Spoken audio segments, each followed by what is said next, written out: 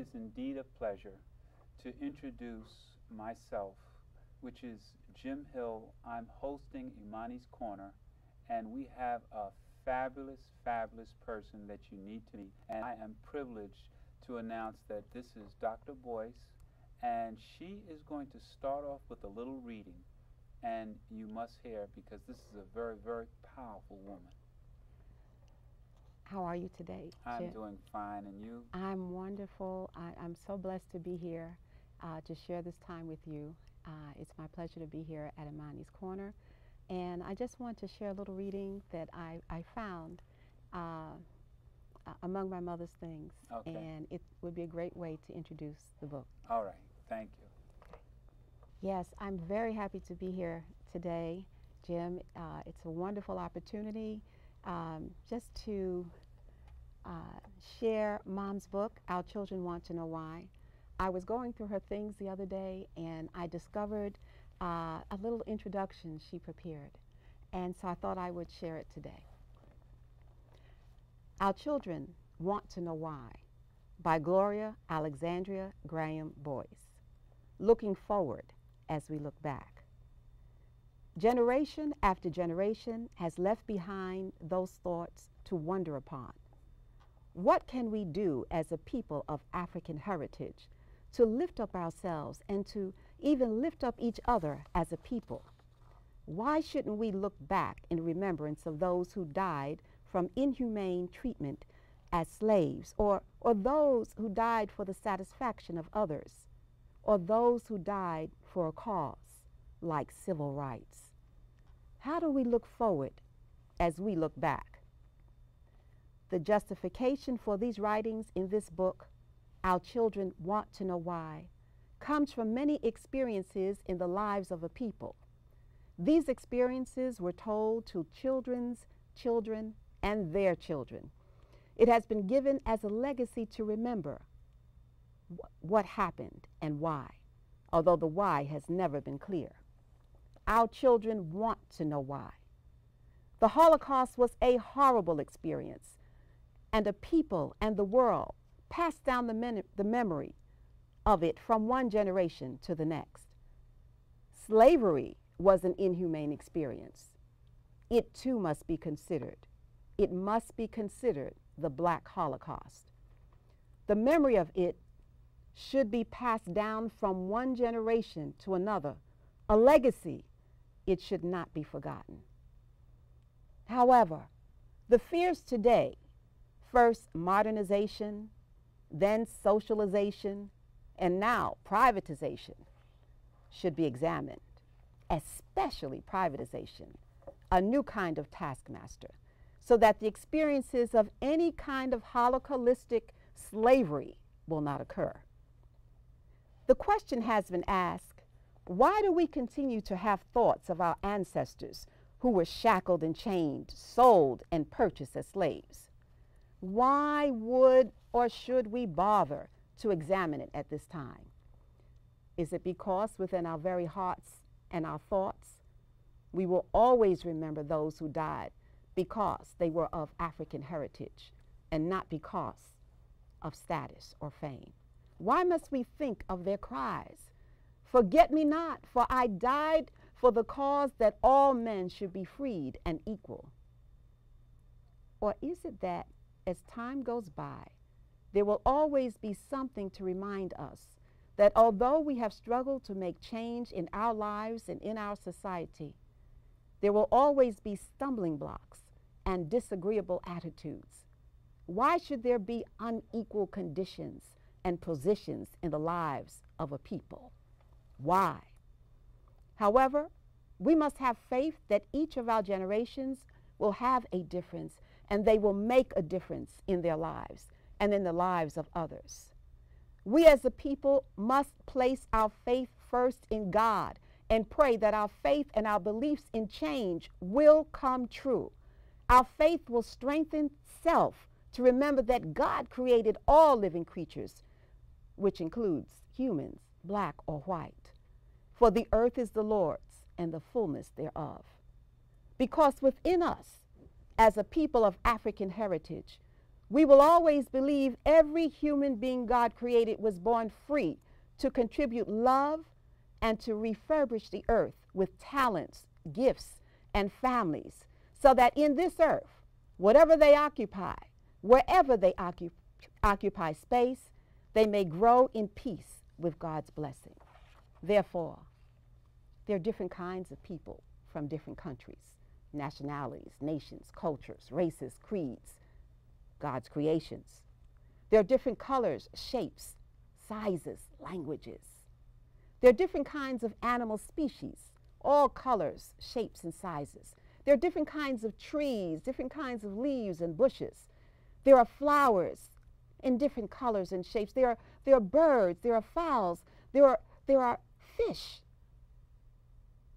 There is a difference in the color of the sky, depending on the time or season, as well as the weather.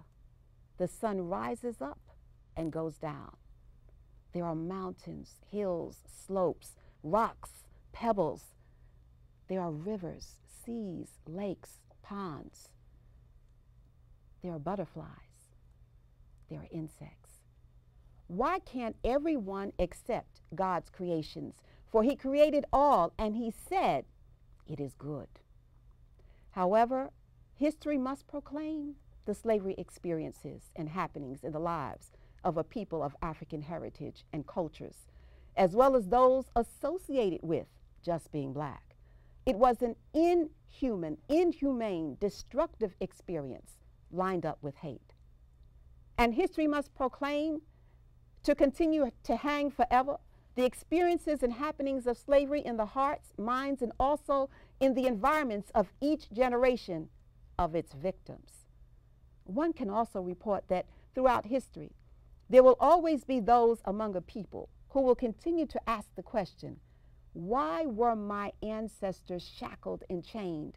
Why did they suffer so much pain? Why were they sold and purchased to be slaves? Our children want to know why. Does it bother anyone? Does anyone have a thought? Can anyone even think? Is there an answer to why?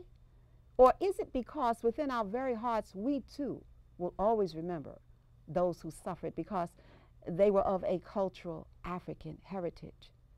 History must proclaim that our forefathers have helped to build up this nation in the fields and in the front lines of many battles between the states and with other nations. Our forefathers and we as a nation have enhanced the economy as well as its industries. And we have, over the years, prayed as a people for God to bless this country, our country called America, the land we helped to fight for and helped to develop. We have prayed for all those who have governed this vast country, and that God will bless their abilities when they are called upon to make decisions on the rights of others, to exercise truth, justice, and equality for all. This means every man, woman, or child, regardless of race, color, or creed. We as a people must remember how our forefathers paid the price with their lives as they hung from many trees or blistered in the hot sun. God's children want to know why. I am impressed. Now, your mother, Gloria, is obviously a visionary. Tell me a little bit about Gloria, and then we'll get into her book, because I believe that the book is Gloria. Yes, it is. Okay, so tell us just a little bit about Gloria. What was she all about? Mother Boyce, as we called her in her... Mother Boyce. Mother Boyce. Okay. In her later years, we called her Mother Boyce. In her earlier years as an activist, and the years prior, when she was a very soft-spoken woman that you couldn't hear her voice. She grew up in the culture of Barbadians, and the women were sort of silent, although bold. She spoke of a time when we were children, when she wasn't allowed to come into the room if her husband and his friends were present. But what she transpired to become later on in life happened one day when some local politicians knocked on her door and invited her out to work into the community. It was that knock that changed her life. Wow. The candidates at the time were Pt. Markowitz and Howard Shakin. Wow. Go ahead. Now, I don't remember if, I think she had the pleasure of one day asking our borough president if he happened to be related to Pt. Markowitz, and he said distantly.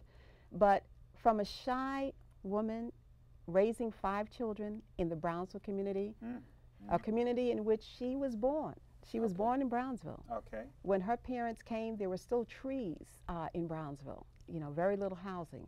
But she grew up with a desire to help others. Her father was a Garveyite, and she spoke of times when he would make sure that the community was fed, and they would get sometimes the ends, and he would just say, be grateful for what you have.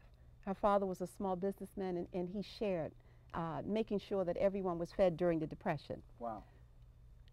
Gloria's time, as I mentioned, after that, she was one of the founders of the Brownsville Community Council, and later on she became area chairperson for Model Cities.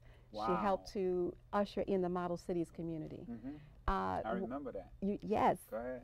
Yes. When she worked with Model Cities, she served to help bring in housing, economic development. She was at the beginning of the Manpower movement. Wow. And one of those to help to break the color barrier at Bethel Hospital. That's what it was called. So she was a part of the group that demonstrated. There was a point when she cried out because they were building so many tall project buildings in Brownsville. She cried out, no more ghettos in the sky. Ooh. And that cry echoed throughout the community, and she worked tirelessly with her community. And she was sent by Mayor Lindsay to Boston to look at what we now see the prefab housing that has come in. So before the Nehemiah group, a blessed group in God, a blessed group of ministers who took the helm when it looked like the program would be lost. My mom and Horace Moranci from Model Cities, and so many unsung heroes and sheroes were a part of changing the face of Brownsville. What a woman. What a woman. I want to get into the book real quickly because I know time is going to fly when you're having fun. The background of the book. Okay. Give us the name first. Oh, the name of the book is Our Children Want to Know Why. Now, let me a little bit about the background. The time. The time frame was the late 1950s into the late 60s. So from the civil rights, the ushering of the civil rights movement, and just touching the Black Power movement. Okay, the setting? The setting is Alabama, Auburn, Alabama.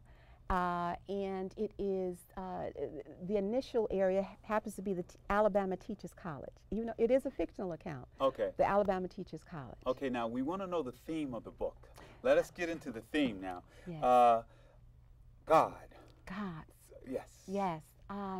So much depends on their faith in God. So